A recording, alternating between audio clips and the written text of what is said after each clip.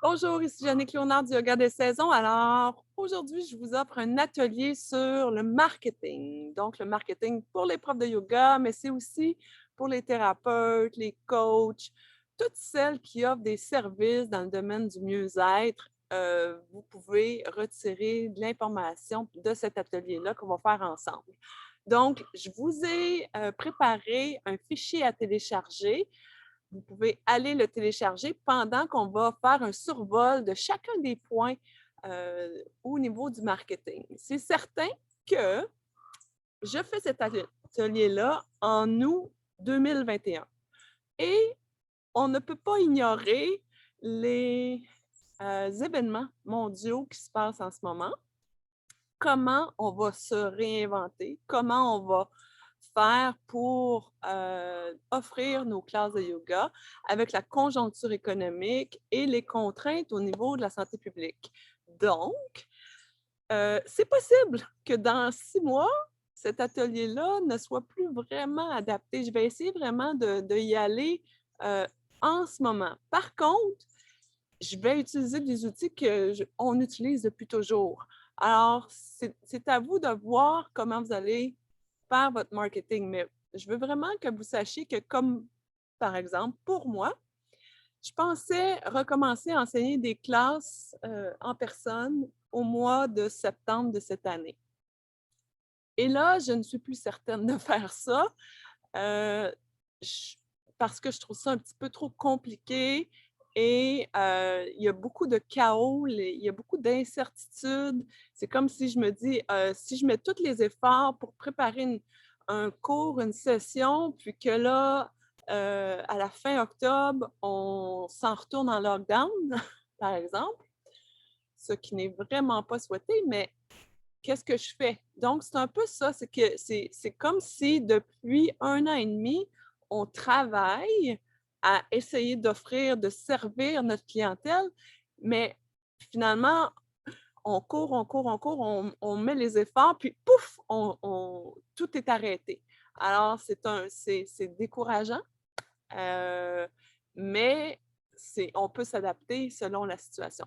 Alors, si tu offres des cours en ligne, dans le programme, dans l'abonnement, je vous ai donné un petit bonus. J'ai un programme qui est en 3 volets qui s'appelle Vendre en ligne. Et j'ai décidé de vous offrir le premier volet. Donc, dans l'abonnement, le premier volet est là. C'est un atelier d'environ 45 minutes, 1 heure, pour vous montrer comment euh, vous outiller pour commencer à donner des cours live en ligne. Donc, je l'ai inclus dans ce mois-ci pour vous donner des options, pour vous donner des outils, pour vous aider à continuer à offrir, à servir vos élèves, à offrir vos services. Et voilà. Donc, ça, c'est pour l'abonnement de la formation continue. Ensuite, il y a peut-être certaines personnes qui ont décidé de ne plus enseigner le yoga ou de moins enseigner de yoga. Elles se sont dirigées vers autre chose, d'autres avenues. Ça, c'est possible. Depuis 1 an et demi, on s'est remis beaucoup en question à savoir, bon, est-ce que je veux continuer à faire ça? Et avec les obstacles qu'on a rencontrés, peut-être que finalement, ça ne te tente plus d'enseigner yoga et que tu t'es redirigé vers autre chose. Mais autre chose qui peut-être te permet encore de servir une certaine clientèle, puis cet atelier-là va t'aider aussi. Donc, tu vas trouver de l'information, puis j'espère que euh, tu vas continuer à offrir tes services, peu importe qu'est-ce que c'est, que ce soit dans le yoga ou autre chose. Comme moi, je suis aussi coach Heart Math, donc méditation, respiration de cohérence et tout ça. Donc, il y a d'autres choses que tu peux offrir comme service. Et ben voilà. Alors, allons-y, va télécharger la feuille que j'ai préparée pour toi, puis on va voir ça en détail ensemble. Donc, En premier, c'est important de savoir, c'est qui ta clientèle. Alors, quand tu regardes, tu peux pas être je vais vraiment parler pour les profs de yoga, mais si tu offres autre chose, ça s'applique à toi aussi. Donc, par exemple, pour le yoga, tu peux pas être une prof qui enseigne à tout le monde, donc aux enfants, aux adolescents, aux jeunes de 20 ans, aux mamans à la maison, mamans qui travaillent à temps plein, aux retraités, aux personnes âgées. Donc, c'est impossible, presque, d'avoir un éventail aussi grand de clientèle. Alors, c'est qui ta clientèle? Et toi, ben, essaie de voir, toi, tu attires quel genre de clientèle avec les cours que tu offres. Donc, ça va te donner une bonne idée. Je vais juste faire un partage d'écran et, eh bien, voyons. Ah oui, je le vois ici. Alors voilà, j'espère que vous voyez bien, mais vous l'avez là, cette fiche-là. Donc, connais-tu ta clientèle? C'est important de faire ce travail-là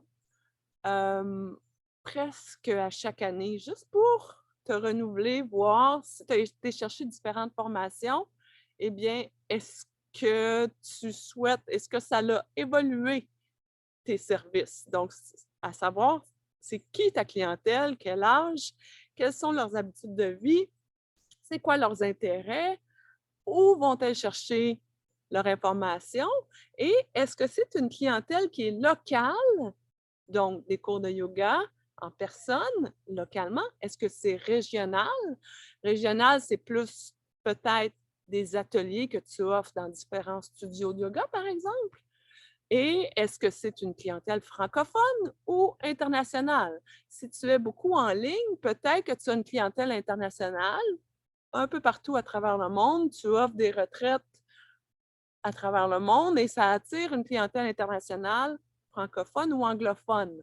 Alors ça, c'est important de bien cibler c'est qui ta clientèle et tu vas vraiment euh, faire en sorte que tout ton marketing va servir cette clientèle-là. Ensuite, c'est quoi les habitudes en ligne? Ça, c'est important aussi à savoir, est-ce que ta clientèle est sur Facebook? Est-ce qu'elle est sur Instagram? Est-ce qu'elle est sur TikTok? Ah, mes poules viennent nous visiter. Kyo, viens ici, mon chien. Alors, est-ce que ta clientèle va sur YouTube? Est-ce qu'elle va sur Pinterest? Parce que Pinterest aussi, tu peux avoir des beaux tableaux sur Pinterest et avoir une clientèle euh, qui vient chercher de l'information sur Pinterest.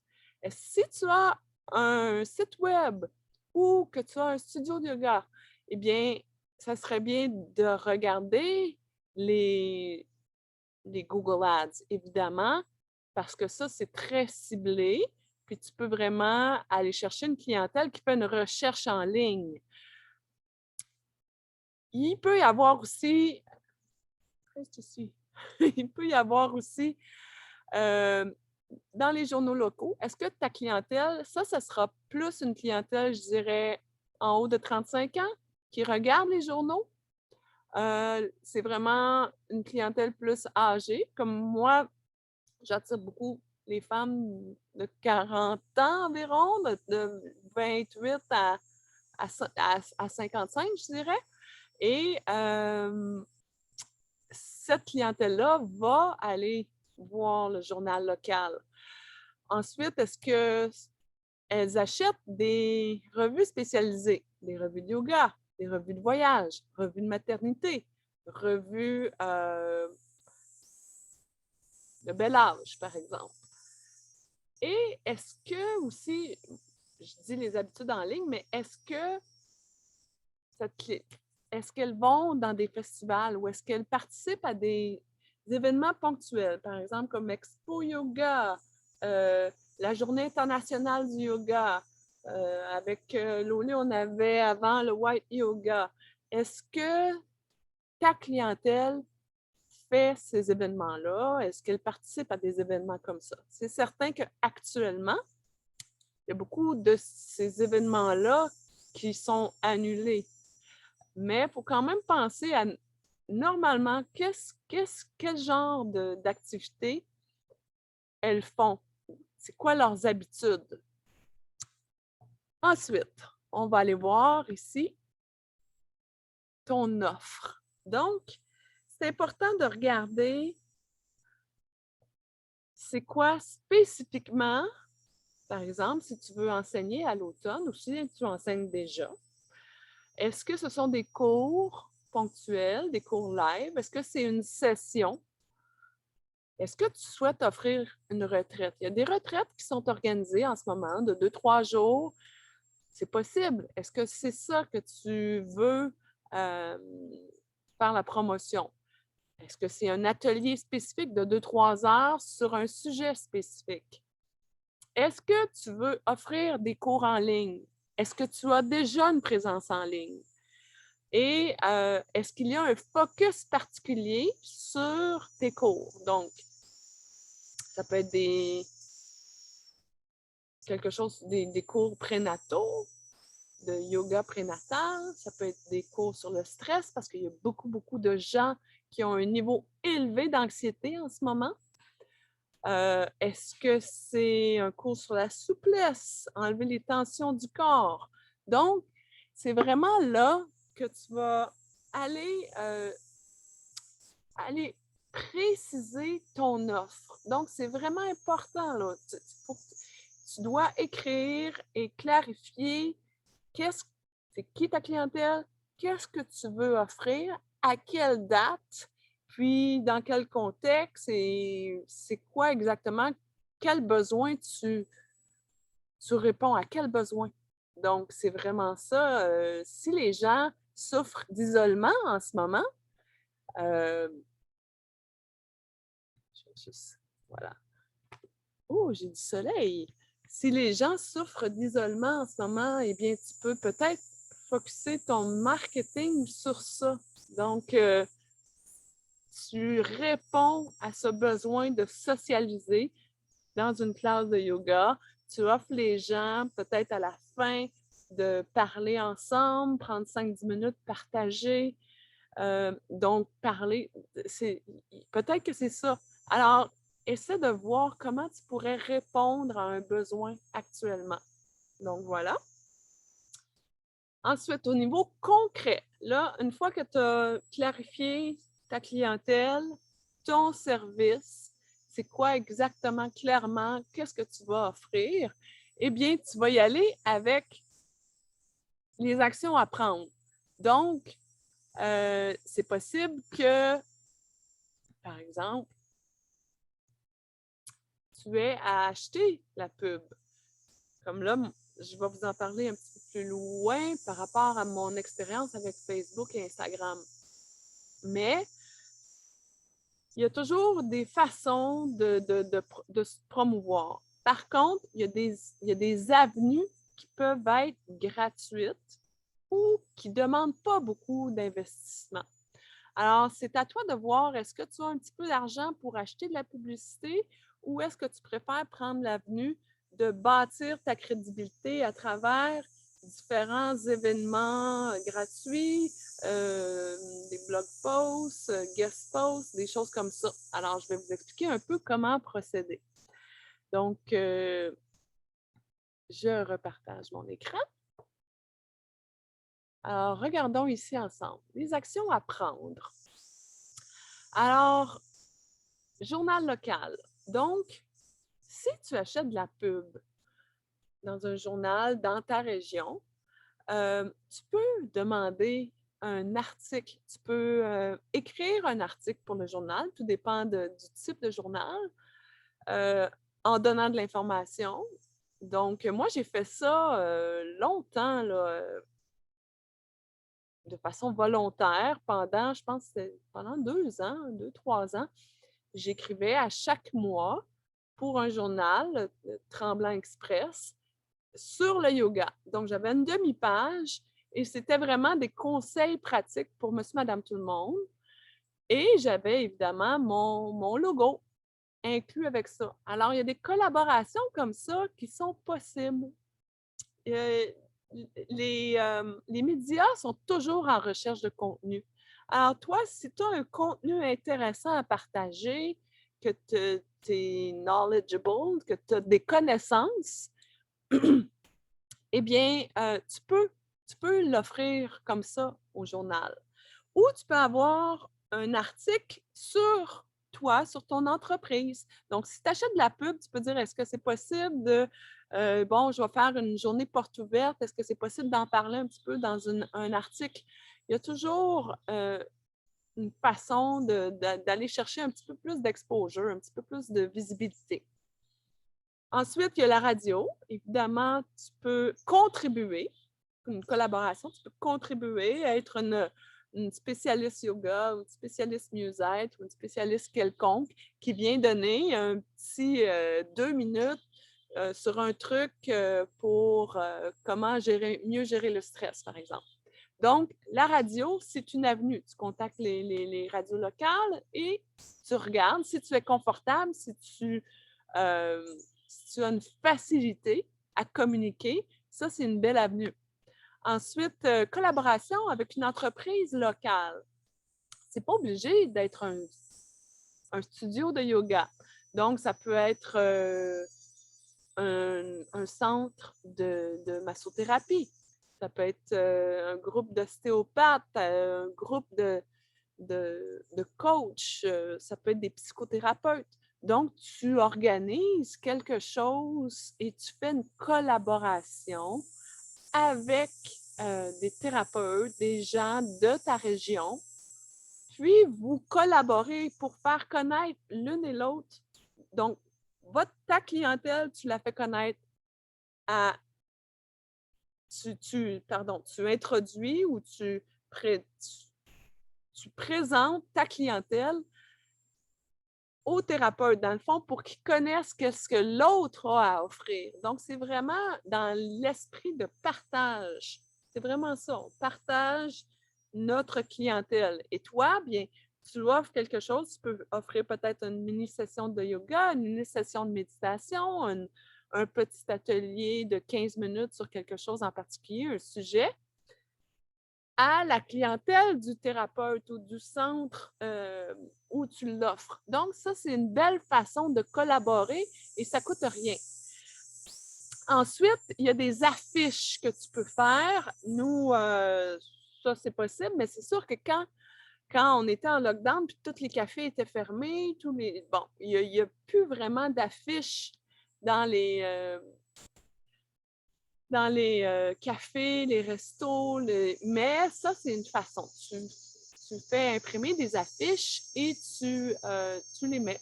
Donc, où les locaux, où les entreprises veulent bien faire la promotion de tes services, par exemple au gym. Donc, tu fais des collaborations comme ça. Le réseautage local, évidemment, s'il y a des regroupements qui t'intéressent et que tu fais du réseautage, donc tu participes à des sessions de réseautage, ça, c'est une belle avenue aussi. L'achat de pub en ligne. Donc là, ça, je vais vous en parler parce que Facebook a vraiment, et Instagram, parce que Instagram appartient à Facebook, évidemment, là, ils ont vraiment modifié leur algorithme pour rendre ça le plus difficile possible, on dirait. Ça ne nous aide pas pour aller chercher une clientèle de façon organique. Excusez-moi, c'est parce que là, j'ai une petite poule qui passe ici. Et mon chien, des fois, elle veut jouer avec les poules. Donc, comme par exemple, je regarde l'activité de ma page Facebook, je n'achète plus de pubs, je ne veux plus donner d'argent à ces grosses méga entreprises, mais en même temps, ça fait souffrir mon entreprise. Donc, ça, c'est juste un choix comme ça, ça fait plus qu'1 an que je n'achète plus de pub. Je dis pas que je reviendrai pas à la pub, mais pour l'instant, j'ai fait ce choix-là pour, un peu m'opposer à ce qui se passe au niveau des grands médias sociaux. Facebook, il y a 2 ans, je faisais un post, organiquement, là, j'avais 500 likes, par exemple. Aujourd'hui, je fais le même post et il y a 10 likes. Alors, c'est devenu frustrant parce qu'il nous force à acheter la pub si on veut que nos fans voient nos posts. Donc, moi, ça a été drastique, là. Ça a été drastique le, la, le reach ou les gens qui voient les posts. C'est vraiment extraordinaire comment ça a été modifié. Mais si tu veux investir dans de la publicité Facebook, Instagram ou sur Google, tu peux le faire. Il y a des façons de le faire, puis ça peut être de la publicité très ciblée. Je vais essayer de voir si je peux pas modifier un peu. Ah oui, bon, je suis moins dans le soleil comme ça. Donc, de regarder s'il y a des façons que tu peux acheter de la publicité. Donc, tu peux le faire. C'est vraiment un choix personnel. Tu peux investir 100 $ par mois, tu peux investir 10 $ par mois, tu peux investir 500 $ par mois. C'est certain que le montant que tu vas investir, il y a toujours un certain retour. Donc, c'est à toi de voir c'est quoi ton budget. Et c'est sûr que si tu offres 2 sessions de yoga, puis que tu as comme 15 élèves par session, ça ne vaut pas vraiment la peine d'aller investir comme ça. Je te dirais plus de bâtir, l'autre point en dessous, de bâtir ton following sur les réseaux sociaux qui est aligné avec ta clientèle cible. Donc, tu bâtis, tu offres des tips, des outils gratuitement sur Instagram, en live. Euh, donc, tu peux parler de différents sujets qui t'intéressent. Donc, souvent, les sujets qui t'intéressent vont aussi intéresser ta clientèle. Alors, tu peux bâtir comme ça tranquillement, soit sur YouTube, Instagram, Facebook, TikTok. Tu fais ça de façon gratuite, mais tu bâtis un following. Par contre, je vais juste vous dire une chose, c'est que à moins que tu aies un site international, que tu offres des retraites à travers le monde ou que tu as un site web qui va chercher une clientèle internationale, ça ne donne rien d'avoir des followers qui sont en Asie, qui sont en Inde, qui sont en Russie. Ça ne donne rien d'avoir des followers qui sont aux États-Unis, en Amérique du Sud. C'est pas ta clientèle. Alors, c'est certain que oui, ça paraît bien d'avoir un Instagram avec 10 000 ou 20 000 followers, mais si c'est des gens qui sont ailleurs puis qui aiment ce que tu fais, c'est correct, oui, c'est cool, mais en quelque part, ça donne rien. Ça ne nourrit pas ton entreprise qui offre des choses localement au Québec, en France. Tu sais, c'est comme, à un moment donné, il y a comme cette image-là de popularité en ligne, mais est-ce que, en quelque part, ça sert? Si tu offres un service, que tu as des cours en ligne, que tu offres des lives, des cours de yoga live, en français, en anglais, puis que cette clientèle-là achète, super! C'est vraiment extraordinaire, c'est parfait. Mais souvent, il y a des followers qui sont. Il y a beaucoup de bots, donc des robots, mais essaie de cibler ta clientèle. Moi, je pense, je ne suis pas certaine, mais il me semble que j'ai mis ma page Facebook seulement visible au Canada et en France. j'en veux plus des fans qui sont ailleurs, ça me donne rien.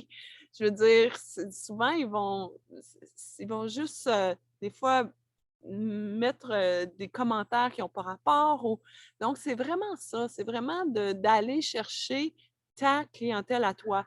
C'est mieux d'avoir 1000 fans qui vont acheter, qui aiment ce que tu as à offrir, puis qui vont te soutenir, que d'avoir 10 000 fans qui, finalement, ça ne donne pas grand-chose, à moins que tu aies des collaborations en ligne, payantes, des choses, d'autres avenues. Mais là, on ne parle pas de ça, là. On parle vraiment de donner des cours de yoga ou offrir des services comme de coaching, ça peut être via Zoom ou des choses comme ça. Donc, c'est vraiment ça sur quoi je veux mettre l'accent aujourd'hui. C'est certain qu'il y en a qui ont des collaborations en ligne et ils offrent différents services. Et vous allez, les popouilles, popou, popou, venez, allez. Regardez mes belles poules. Elles sont trop belles.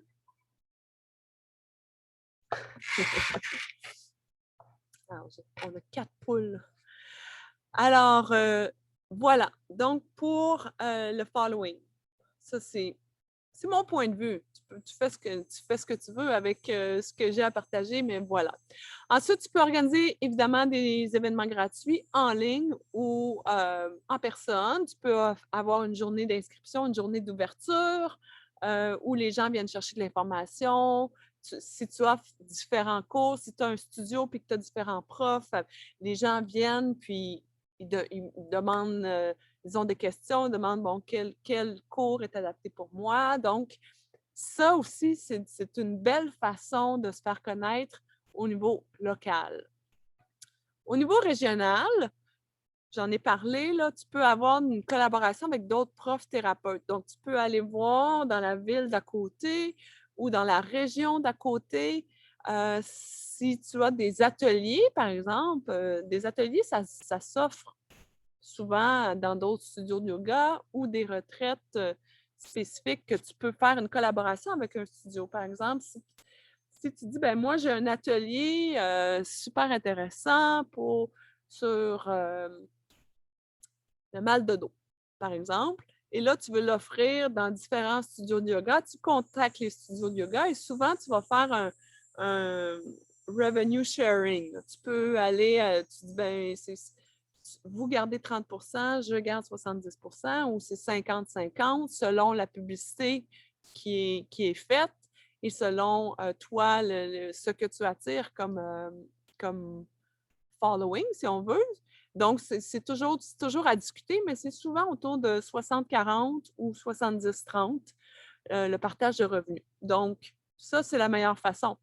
Tu peux aussi y aller en disant, j'offre cet atelier-là, je loue ton espace et j'aimerais ça que tu fasses la promotion auprès de tes élèves et je te donne un certain pourcentage. Donc, il y a plusieurs façons de faire quand il y a une collaboration avec d'autres profs.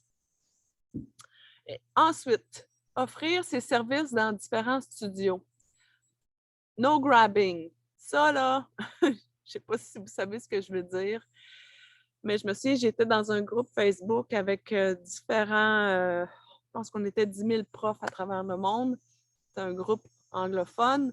Et il y a les propriétaires de studios de yoga, beaucoup avaient ce problème-là, c'est que parfois, quand tu es prof de yoga et que tu enseignes à différents studios, il y en a qui font ça juste pour bâtir leur following puis aller chercher. Ah, ben OK, moi, je vais enseigner là, puis là, je vais aller chercher. Puis là, finalement, 1 an plus tard, ils partent leur studio ou ils viennent recruter des élèves. Puis ça, moi, je trouve pas ça fair. Je trouve pas ça cool. Je trouve pas ça en lien avec la philosophie du yoga. Mais il y en a beaucoup qui font ça. Puis les profs, les propriétaires de studios, je veux dire, ils ont beaucoup d'overhead. Ils payent l'espace. Ils ont beaucoup de gestion à faire. Puis là, le prof arrive et dit, ben moi, je veux être payé tant, je veux ça, ça, ça. Puis finalement, ils arrivent, puis ils n'attirent pas tant de monde que ça et ils viennent chercher dans la banque d'élèves, puis là, finalement, ils l'amènent à l'autre studio. Donc, c'est pas cool. Donc, faites attention à ça. C'est très délicat parce que vraiment, les propriétaires de studios, là, ils font leur possible. C'est vraiment, je leur lève mon chapeau. J'ai eu Yoga Tremblant, le premier studio, si on veut, à Mont-Tremblant, où j'ai regroupé tous les profs. Puis j'ai géré ça pendant 3 ans et pour m'apercevoir que finalement, je travaillais pour rien.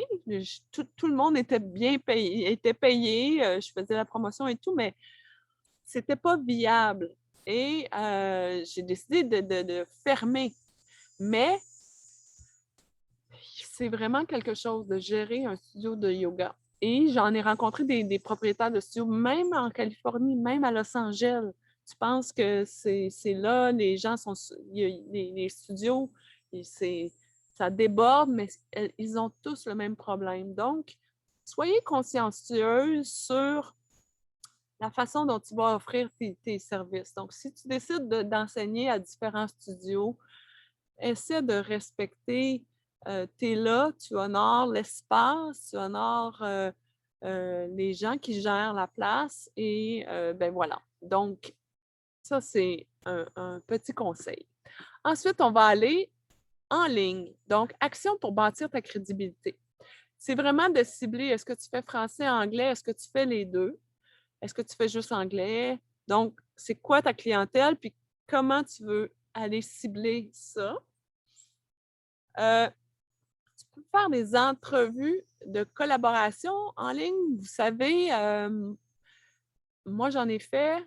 À un moment donné, j'ai arrêté parce que ça me prenait trop de temps, mais j'aimerais ça recommencer à faire ça. Je trouvais ça super intéressant parce que c'est des collaborations. On apprend à connaître d'autres profs. Moi, j'ai fait des entrevues, vous savez, avec Dominique Tambuzo, qui est thérapeute en Ayurveda. Et lui, ben, c'était souvent de façon ponctuelle sur chaque saison. J'ai fait des entrevues avec d'autres profs, par exemple, une qui sortait un livre. Donc, c'est vraiment d'apprendre les autres profs. Puis c'est sûr que ton following va découvrir peut-être quelqu'un de nouveau, puis va décider de suivre cette personne-là. Bien, c'est génial. Ça va à deux sens. Donc, ça, c'est une belle façon de le faire. Tu fais de la collaboration en ligne, des entrevues. Tu peux faire des différents guest posts, donc sur des blogs. Tu fais une liste de sujets sur lesquels tu aimes écrire, si tu aimes ça écrire, et tu fais une liste, tu recherches donc les... tu recherches les... Pardon. Tu recherches les sites qui t'intéressent. Moi, j'avais fait toute une liste de sites anglophones. Donc, tu te fais un fichier, les sujets, puis tu peux appliquer. Il y a plusieurs blogs qui cherchent des collaborateurs. Donc, si tu veux écrire, puis que tu as de la facilité avec ça, tu peux faire ça. Il y en a beaucoup qui cherchent du contenu intéressant, adapté à leurs les gens qui suivent leur blog. Alors, ça, c'est une façon gratuite. C'est sûr que ça prend du temps et il faut que tu fasses la promotion, faut que tu te fasses connaître. Par exemple, au Québec, il y a mon yoga virtuel. Elle, moi, je sais que j'ai déjà écrit pour elle, mais elle recherche toujours du contenu. Tu peux aussi enseigner. Je pense qu'il y a encore cette opportunité-là. Donc, un site comme ça, un site qui offre des cours spécifiques, tu peux t'offrir comme prof. Donc, ça te fait connaître. Ensuite, donc c'est ça, offrir des cours sur différentes plateformes. Évidemment, en ligne, il faut que tu bâtisses tes photos. Une banque de photos toujours renouvelée, toujours renouvelée. Essaie d'avoir des photos le plus professionnelles possible. C'est surtout avec la lumière qu'on va travailler. Puis vraiment, focusser sur toi. Là. Je veux dire, si tu offres des cours de yoga aux femmes de 30 ans qui sont célibataires, tu ne mettras pas des photos de famille, par exemple. Donc, tu sais, c'est vraiment juste d'aller cibler et de servir ta clientèle le mieux possible. Ensuite, tu peux préparer des lives, d'avance ou spontanés. Moi, j'en fais parfois des petits lives, je m'en vais prendre une marche, puis c'est souvent spontané. Je m'assois, puis après, je marche, puis là, hop, j'ai envie de parler de quelque chose, tu fais un petit 5 minutes pour faire un petit coucou. Ça, les gens aiment toujours ça. Moi, j'en ai pas fait pendant l'été parce que j'étais vraiment en vacances. C'était cool. Mais c'est vraiment ça. Donc, tu peux faire ça. Est-ce que tu as un site web? Est-ce qu'il est transactionnel? Est-ce qu'il est automatisé? Ça, c'est vraiment à l'autre niveau. Si tu as un studio, c'est sûr que tu as un site web. Donc, c'est de voir ta présence, comment tu vas faire ça.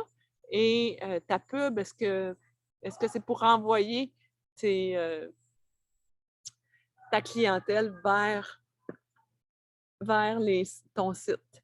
Ensuite, est-ce que tu veux enseigner à des festivals ou un salon, une expo yoga est-ce que tu veux enseigner? Tu peux proposer des ateliers pour enseigner à différents événements. Tu peux offrir en ligne des classes gratuitement sur YouTube, sur Instagram, sur Facebook, des petits formats de 15 minutes. Ça fait vraiment connaître, ça te fait connaître, ça bâtit ton following. Les gens voient quel genre de yoga tu offres ou quel genre de service tu offres. Ensuite, tu peux vraiment automatiser tes posts. Il y a des applications, Tailwind, AgroPulse, Hootsuite, Buffer. J'ai déjà utilisé ça quand j'avais plusieurs réseaux sociaux que je ne savais plus où donner de la tête. Tu peux vraiment utiliser une application, puis tu prépares tes posts d'avance. Donc, tu n'as pas besoin d'aller à chaque jour sur tes réseaux sociaux pour gérer ça. Tu peux tout préparer un mois d'avance. Moi, c'est ce que je fais souvent sur Facebook. Toutes les posts sont préparées comme un mois d'avance, puis oups, j'y vais juste de temps en temps. Donc, ça, c'est pour concentrer l'énergie que tu mets. Hein. J'en ai parlé un peu dans l'atelier du temps. Tu peux te mettre 3 heures dans la semaine. Tu focuses, tu prépares tous tes posts, tu les organises, puis là, oups, tu es prête.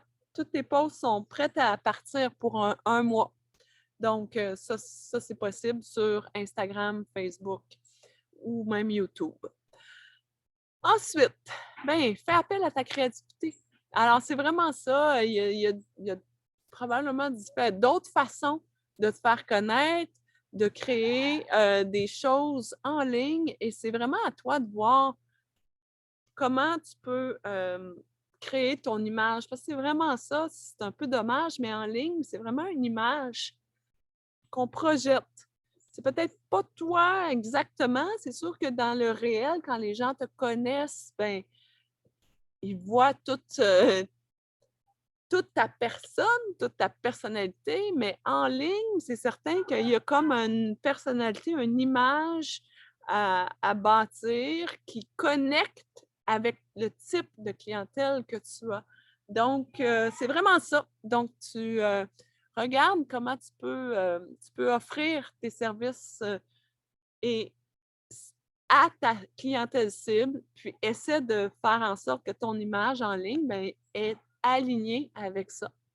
Alors voilà, j'espère que ça fait un beau survol, que ça t'inspire, que tu peux voir que peut-être cet automne, tu as des idées pour amener un petit peu plus d'élèves dans tes classes en ligne ou en personne. Et ben voilà. Alors, je vous souhaite une bonne rentrée, une bonne fin de vacances, puis on se revoit le mois prochain. Bye bye.